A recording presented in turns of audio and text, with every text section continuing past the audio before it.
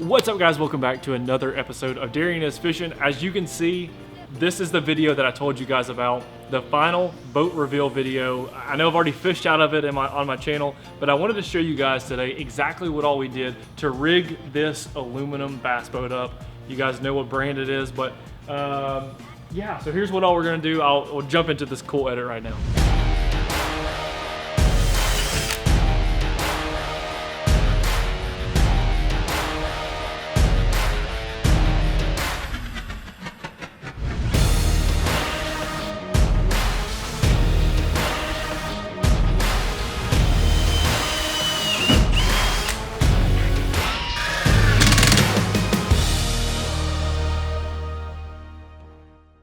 So you guys saw how we rigged the boat up. Now let's go back to the house and I'm gonna jump in the boat and show you guys the actual walkthrough. I hope you enjoy the rest of this video. If you're new to my channel, I film a bunch of fishing videos and I would appreciate it if you would smash the subscribe button and turn the notification bell on. For any more videos that I got coming out, I'd greatly appreciate it. But as for now, let's go back to the house and I'll show you guys all through this bad sucker right here. All right, guys, we're out on the water. I have actually been able to fish out of this boat and drive it a couple of times since earlier in this video. So now I feel like it would be the appropriate time to do this boat walkthrough and give you an honest opinion about 5 days into using this boat, fishing out of it and running. I just broke it in yesterday, so I did get to run it a little bit. So let's begin in the front of the boat with the Lowrance Ghost. First off, I'm not getting paid to talk about any part of this boat, so please know this is a completely opinionated, my opinion of all these things. Lowrance, amazing. Way better than the Garmin that I had last year, 180,000 times better. It's quieter, it's stronger, but they were both strong, I'll say that. I'd like that this head doesn't spin, only this internal thing spins, so the whole head of this trolling motor stays the same. It's not turning the whole time, which is part of the noise that you hear in the trolling motor. Also, this knob to raise it up and down, much easier than the Garmin and even easier than the Minn Kota. I think that's definitely the easiest way to lift the trolling motor up and down. Coming back, I've got two HDS Live 9s. I've never run Lowrance before, so I'm excited to get to use these. I've got them stacked on Bass Boat Technologies mount. And I like this setup a lot. I'm still learning the units. I really don't know a lot about them, but I will say that I will have one dedicated for the active target once it comes in. So I'm excited about this combo. Today I mounted my power pole switches there. That's going to control the power poles in the back, obviously.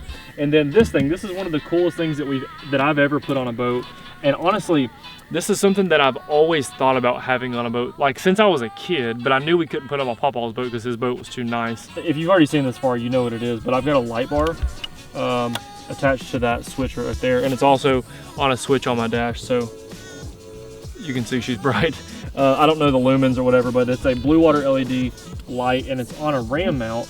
That way, if we're running down the lake, you know, you can aim it down at the water or you can aim it up at the trees. Got it on a quick disconnect. That way, if you ever want to take it off, I can just do that. And now the whole thing's disconnected, which is really cool. Sonar Pro's hooked all of my electronics up, my graphs. He came up with a way to rig that, which is really cool. So I'm gonna do the exterior of this boat and then we'll go inside the boxes and I'll show you the boxes. So if you turn and go backwards, obviously I've got dual console still. I do not want the second one. I ordered it without the second one, and it will not have the second one very soon. We were not able to get the coin box installed because I think they sent us one that was too big. So I will have a coin box here eventually. This seat is really frustrating and the craftsmanship of it is pretty poor. Sitting down at the console of the boat, got a Y'all Sweet Tea jar in the way. Sitting down here, the first thing I noticed coming from a 520L is the seats are nowhere comparable to the 520L, which obviously that's a premium boat, premium seats, and that's what you're paying for. But I can definitely tell, like yesterday when I was breaking this thing in, I hit a wave and like you can feel that you don't have all that cushion anymore. But like Ryan said earlier, for a small seat, it is pretty comfortable. So I've got an HDS Live 12 in the console, also on a Bass Boat Technologies mount. Super clean. I like this tilt steering that I have too. It's never really mattered to me, honestly, I think until this boat, because I am going to be in it super shallow. That's the reason I got aluminum. So I'll be able to tilt it up a little more and be able to stand and drive, which is going to be really cool. This boat does not have a hot foot, so I could keep it in idle while I'm idling through some shallow backwaters. And I can just see myself doing this if we go to Venice or wherever we go idling back into some places, raise the jack plate up, and then be able to go. So that's really neat. Again, I'm learning the graphs, so that's gonna come. The nav light also obviously controls that there. So if I run out of the lake, I want to see something, or I'm idling into a pocket at night, I can hit this on, see whatever I want to see, then I pull up to fish, turn it back off. That's really cool. Got a little chicken crap horn. I think that's pretty much all the goods here. I'm not gonna put a hot foot on. I do like running this kind of. I think it's something to get used to, but it's kind of cool. I like it.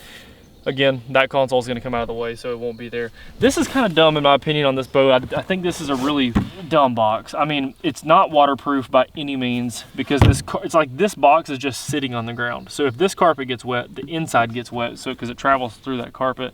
Man, that box just stays soaking wet. I don't know what I'm going to put in there. Oh, here's a cool thing. I didn't know this until I just got these Lowrances, but I can control my power poles by my graph, which is really cool. And then another thing you can control, look at this.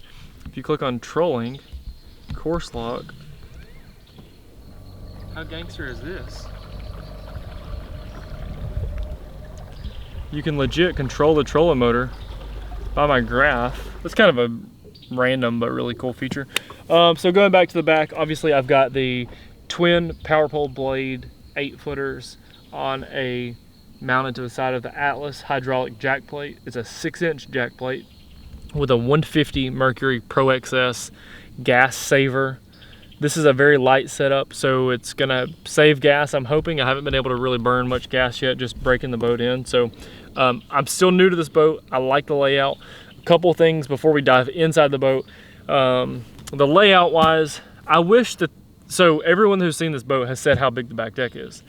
I personally would wish this all would have been shifted back a little bit, making a bigger front deck. Because personally, I don't really care about having a gigantic back deck. Whoever's fishing back here has plenty of room to fish, but because there's a shorter front deck, makes me not have enough room for rods, and it's kind of a little bit obnoxious. But overall, I'm not going to complain about that. I'm not going to list that as a complaint. So far, so good. This is random, most random cool thing, but like in a glass boat, you know, the side comes up to the top, and there's no, like this, you don't have this little ledge right here, like this carpeted ledge. This is the most random thing to brag about, but it's a cool spot to have your phone or like other things. I had my keys here. I probably wouldn't have them there if I was running, obviously, but just to be able to set stuff there, I've caught myself doing that. So now let's dive inside the boat. In the back, I've got 3 lithium batteries, as well as a Pro Guide cranking battery. So I've got 3 lithiums running the trolling motor. I've got a Pro Guide. I still have the standard Real Pro Dual Pro charger that comes with the boat. I will be switching it to a power pole charge as soon as it comes in. Trent at Sonar Pros did something really cool that I've never seen before. So this is my cranking battery. So anyhow, he's only got 2 positive leads and 1 negative coming off of the cranking battery. And the way he's able to do that is his harness. So if you're not familiar with Trent Palmer, he runs a company called Sonar Pros. Each graph and my active target will have their own dedicated power that goes straight back to the battery with really thick gauge wire. I don't remember exactly what gauge wire it is, but it's supposed to make your graphs read a ton better. You're getting more efficiency out of your electronics and out of your batteries. Basically, it's eliminating any human error when rigging a boat, and it's super awesome. I'll put their link in the description down below.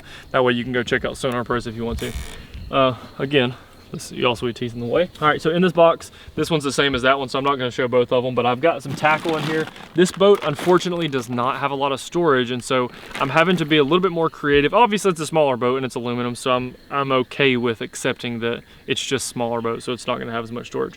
I'm a little bit disappointed with how deep the boxes are. I wish they would be a little bit deeper. This is an expensive boat. It's aluminum, but it is still expensive. It's not like I bought a bass tracker.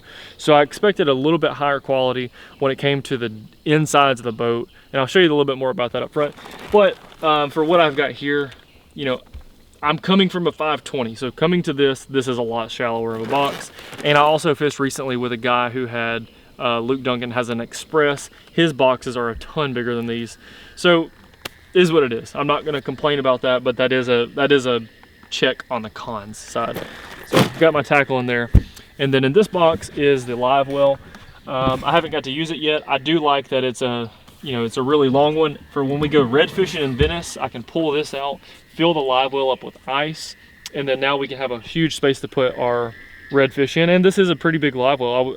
I think the live well, I would say, is a positive thing. Well, I will show you this just in case you are interested in buying a boat that has this second console. I would suggest don't. The reason is I'm a huge fan of a second console on a glass boat, on a bigger boat. But when I sit down here, the purpose of this console is you want it to help block the wind, help keep you out of the elements. And you're so tall, like even if you're a short person, my head is way above the console. You would have to truly get down like this just to be above it. And so honestly, I feel like it's a little bit in the way and it's not serving its full purpose. I can't wait for this thing to be out. And then the other thing is, even if you were a fan of it, and even if you wanted it, the insides of it, it's a little bit strange. So as you can see, the angle of this console is slanted down. The inside panel, where you can see we've got all of our stuff in, that is also slanted down. So when you're fishing, or especially when you run, you'll find everything piled up to the front. Versus in my 520L, it was flat in there. It had a little bit of an angle, but it was mostly flat. That way, if you put things in there and you go on a run, everything's not just slammed up in the front. So I think that's a pretty poor, I'm not a fan of that. But anyhow, I'm taking this console out, so it'll just be open anyhow. Another thing to note is, since I don't have this coin box in yet, the only cup holder that the passenger has is this flip down cup holder, which I'm gonna be honest, I'm not really trusting that if I'm running down the lake. I haven't used it yet, so I'm not gonna completely bash it, but I wish they would have done a cup holder like is there, how it's kind of in that side. I wish they would have done that style cup holder over here as well, which I understand why they didn't, because then it would be blocking these rod tubes. So again, I'm not gonna complain. It's just something that coming from a glass boat, there's so many cup holders in a glass boat.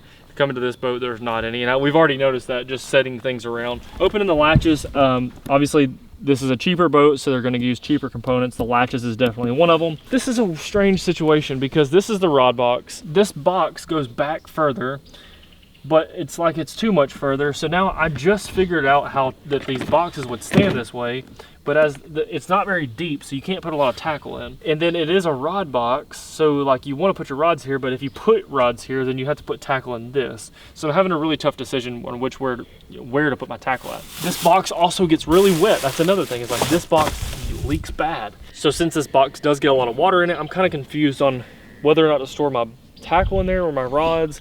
But then you go to the middle box, and as you can see on the middle box, there is a lot more room for rods. So in this box, you can see that I've got 13 rods in here right now. I just counted them.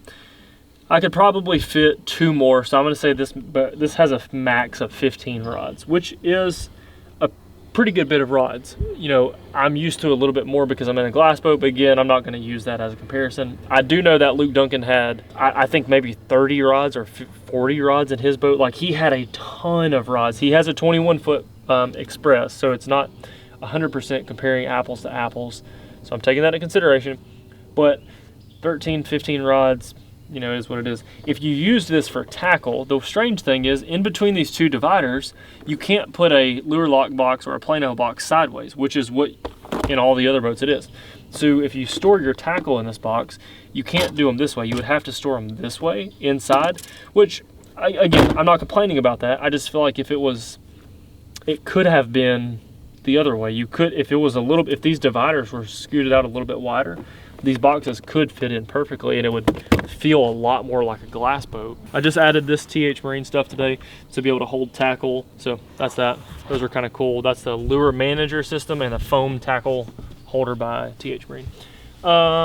In this box, we've got a cooler, and I think the cooler's good, honestly. So there's the cooler. Obviously right now I've got a bunch of trash in it, but I like the cooler. For an aluminum boat, it's honestly, this cooler is bigger than I was expecting that it might be. And honestly, I bet the size of it inside, I bet is not too much smaller than what was in my 520L that I had last year. So I give an A+ on the cooler. I haven't held, well, I say A+.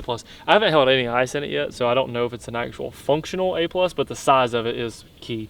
Okay, now this box is the last one up front, and this one is probably the most annoying thing to me because it falls. No matter what, this lid falls, and it will not stay open. So I'm having to use like different things to prop this lid open, which That's just annoying because the boat gets so wet. Like, it's just a wet boat. Like, it hasn't rained, and this boat has been with the, in fact, this boat has been with the lid open for the past maybe 3 nights in my garage, and the bottom of this thing is still soaking wet, which makes the inside of this wet, which is gonna rust the pliers that are in there. And like earlier, I had another tackle box and I had my camera in there. I noticed there was fog behind my camera lens because there's so much moisture in that box. The final thing that I'm gonna complain about on this boat, and this may be other boats too, but when I got this boat, it's painted almost like a car. This is just me thinking, and maybe I'm thinking the wrong way for this, but aluminum, I think durability. I think this boat is super tough, and if it, you know, maybe I'm wrong for thinking that, but I fished out of Luke's Express. That's really the only other aluminum boat other than a bass tracker. That's the only other aluminum boat I have to compare what I'm saying to. Luke's boat is covered in rhino liner. And to me, that's what I think of when I think of aluminum. I'm thinking of tough, I'm thinking of like durable, getting him back in places, scrubbing up against some trees. You know, that's just what I think of personally. And so this boat scratches easy. This paint scratches very easy. Just when I got it, it already had a lot of scratches on the top of it just because the cover and different things scratching the coat of it. And then I noticed after fishing one trip, I had like all the way into the metal chip right there.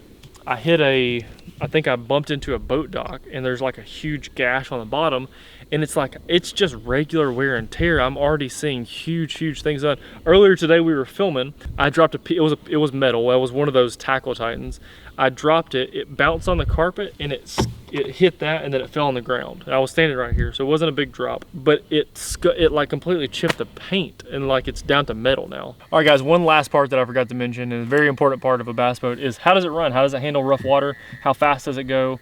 All those things. And so I did the break-in yesterday. The fastest I saw was 51.7, which is much slower than what other people are saying. Only thing is my jack plate is not able to move up and down right now. So I know that my jack plate is not the optimal height because it doesn't get out of the hole very well. So don't quote me on that 51.7 yet.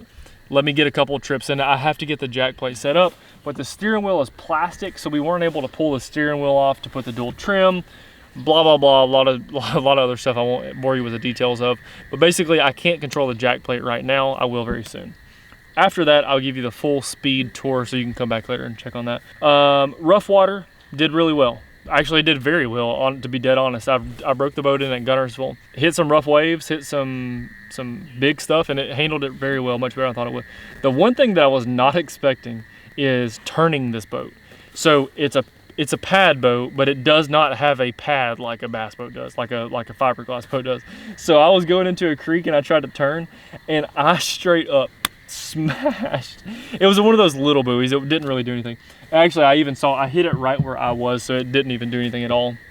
I was probably going 15 miles an hour, this little slow turn, and kind of curved in, and I just drifted sideways forever. I've never drove a boat like this before, so that was a little bit of a fun exercise. But as you just heard, that 150 got a little purr to it in the back. I like how quiet it is. That's kind of a cool thing about this little boat, sneaking around backwaters. That's it in idle speed. And so, yeah, I'm gonna run it right now for you guys so you can see what it looks like getting out of the hole. Again, my jack plate does not fully function right now, so the hole shot's not great, and you're gonna hear it blowing out, so I apologize, but let's do this thing. All right, guys, it's getting a little bit dark, but here is the hole shot, and we'll get her up to a little bit of speed.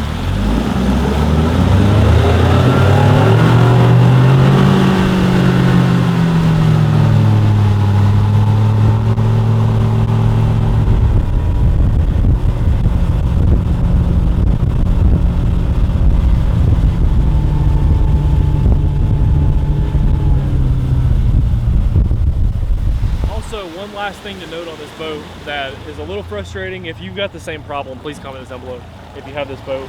But my ladder, I don't know if y'all saw the splash coming off my ladder. If Ryan will put that back on the edit.